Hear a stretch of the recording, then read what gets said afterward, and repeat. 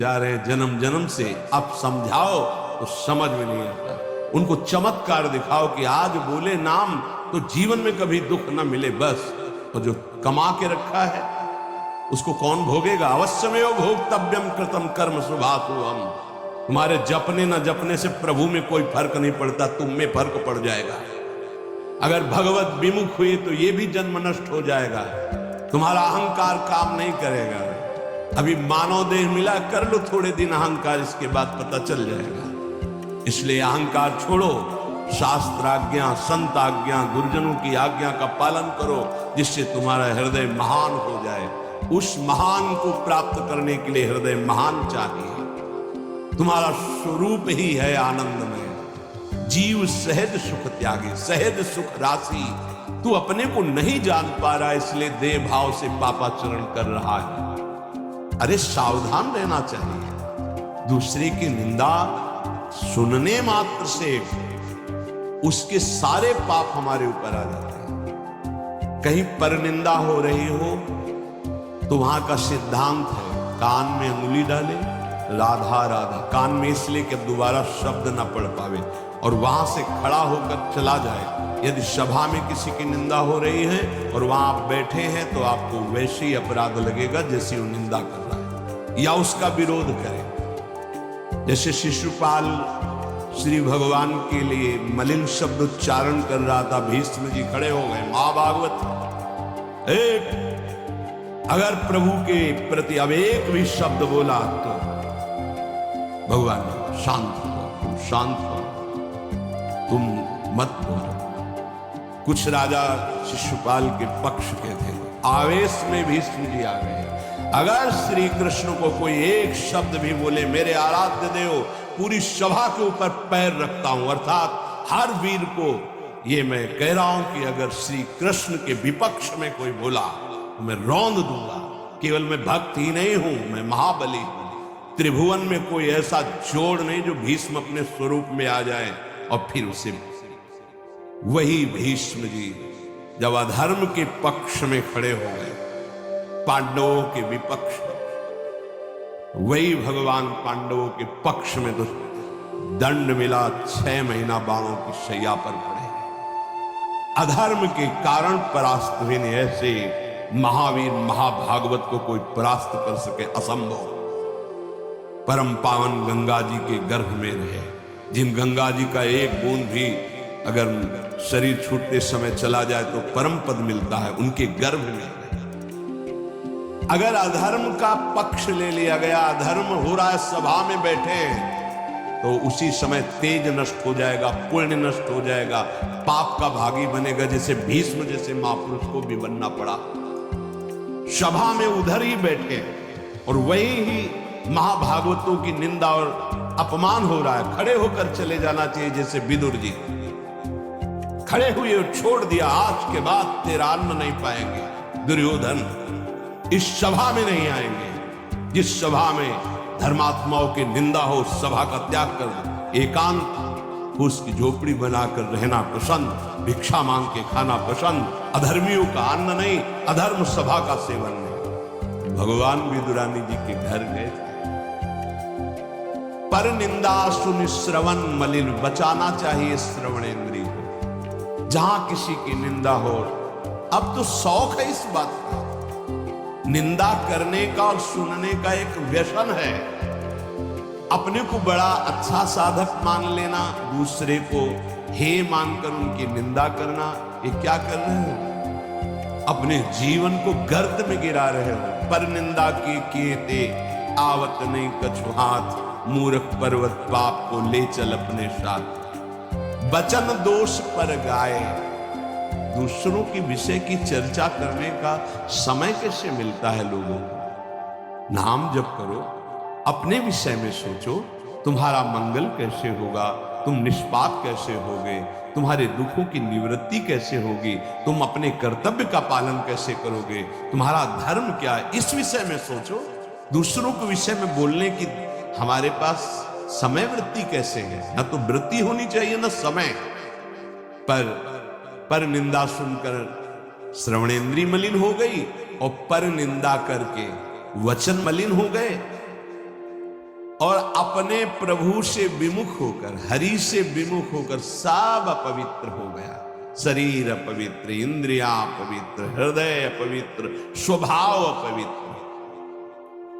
तुलसीदास व्रत दान ज्ञान तप शुद्धि हेतु श्रुति गावे, राम चरण अनुराग निर्विन मल अति नाश न पावे। खास बात शास्त्रों में बहुत वर्णन है। पाप नाश के बहुत से उपाय हैं, बड़े बड़े व्रत, कृच्छ चंद्रायण आदि व्रत। उपवास करने से कुछ पाप छीन होते, लेकिन पाप प्रवृत्ति का नाश नहीं होता। शास्त्र ज्ञान भी पाप निवृत्ति का उपाय है, तपस्या भी, बड़े उपाय शास्त्रों में वर्णन की पाप नष्ट का। गोस्वामी जी कह रहे भगवान के अनुराग के बिना, भगवत प्रेम के बिना जड़ मूल से हृदय निष्पाप नहीं होता। पाप की जड़ है प्रवृत्ति, वासना, कामना, तृष्णा, स्पृहा। इनका जड़ से नाश हो जाता है जब हृदय प्रेम से द्रवित। अपनापन जब प्रभु से होता है, मेरे प्रभु, जहां हृदय में द्रवण क्रिया हुई, आंखों में अश्रु बहे, वो जो पवित्रता होती है, मम भक्ति युक्तो भुवनम पुनात, लोगों को पावन करने की सामर्थ्य उसमें आ जाती है। ये अनुराग प्राप्त करने के लिए मानव देह मिला है, हरि अनुराग। प्रेम प्राप्त करने, कहां प्रेम? जरा सी बात हमारे प्रतिकूल हो, हमारी गुरु निष्ठा, भगवान निष्ठा, पता नहीं कहां माया किस कोने में कर देती है कि उस समय में हम केवल उस सामने अनुकूलता को देखते हैं, प्रभु को नहीं देखते, प्रभु के विधान को नहीं देखते। ये नहीं समझ पाते कि हमारे सामने प्रश्न उपस्थित हुआ है, अब हमें अपनी इष्ट निष्ठा, गुरु निष्ठा को परिपक्व रखना है। साधन में उन्नति अपना पुरुषार्थ और गुरुदेव की कृपा, भगवत कृपा दोनों चाहिए।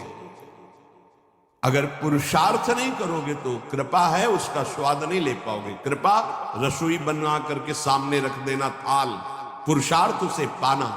पूज्यपाद श्री उड़िया बाबा जी महाराज कहते हैं, साधक का प्रयास और भगवान गुरुदेव की कृपा, ये दोनों सिद्धावस्था की प्राप्ति में अत्यंत आवश्यक हैं। कायर बन के हाथ पे हाथ रख के बैठ जाए कि वो कृपा से सब हो जाएगा, ये कायरता कृपा नहीं सिखाती, ये कायरता है। पुरुषार्थ जितना हम में अध्यात्म बल है उसके अनुसार हम चल रहे, बकाया सब कृपा से। मन क्रम वचन छाड़ी चतुराई और भजत कृपा करिहे रघुराई। मन से, वचन से, कर्म से ये चतुरता छोड़ो, अब सब कृपा से हो जाएगा। तो तुम प्रमाद करो और तुम्हारे ऊपर कृपा का प्रभाव जागृत हो जाए, ऐसा कभी नहीं देखा गया। जितना आप में सामर्थ्य मिली उसको लगाओ, शेष चिंता मत करो, कृपा पूरी कर देगी, पर आपको लगना होगा। साधक का पुरुषार्थ, निज चेष्टा और भगवत गुरु कृपा ये सिद्धावस्था को प्राप्त कराती है। साधक का पुरुषार्थ अगर नहीं लगेगा तो विपरीत दिशा में चला जाएगा, असाधन बनने लगेगा। उपासक गुरु को कभी मनुष्य न समझे, भगवत विग्रह को कभी धातु का न देखे कि पत्थर की मूर्ति है कि अष्ट धातु की है कि ये काहे, ऐसा कभी प्रश्न न करे। इष्ट देव का अवतार होता है अर्चा विग्रह रूप में, अर्चावतार। दो प्रकार से प्राण प्रतिष्ठा होती है, एक होती मंत्रों के द्वारा और एक होती भाव के द्वारा। निरंतर जो मंत्राकार वृत्ति की हुई, भजन में डूबे हुए महापुरुष जब तदात्म वृत्ति से श्री विग्रह की तरफ देख ले, उसी समय हलचल पैदा हो जाएगी, प्राण प्रतिष्ठा हो गई। छाती से लगा लिया, प्राण प्रतिष्ठा हो गई। मंत्रों का एक अनुष्ठान वैदिक सिद्धांत से और एक है भाव सिद्धांत। धन्ना जाट के भांग के बट्टा में कोई प्राण प्रतिष्ठा मंत्र से नहीं हुई, भाव से भगवान प्रकट हो गए। सिलपिल्ले बाई के भाव से भगवान प्रकट। जब हम अपने प्रभु को अपने प्रभु की भावना से प्यार से देखते हैं तो वही प्रकट हो जाते हैं। जैसे खंभा फोड़कर नरसिंह भगवान प्रकट हो गए प्रहलाद जी के लिए, भाव से देखा। नामदेव जी ने तो कुत्ते से भगवान प्रकट हो गए, भाव से देखा भूत से भगवान प्रकट हो गए। तो फिर श्री विग्रह में भगवान नहीं प्रकट हो जाएंगे जब भक्त भाव से देखेगा। और भाव ना हो तो भगवान में भी भगवान नहीं दिखते। दुर्योधन को कहां दिखते थे? दुर्योधन दुशासन इनको नहीं दिखते थे, भगवान में भी भगवान नहीं दिखते।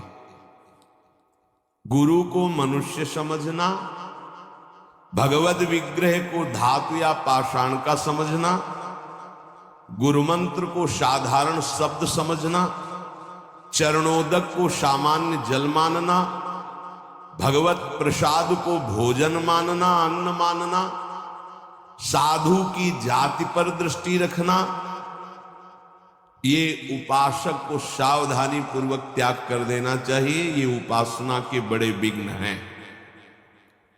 यदि ऐसा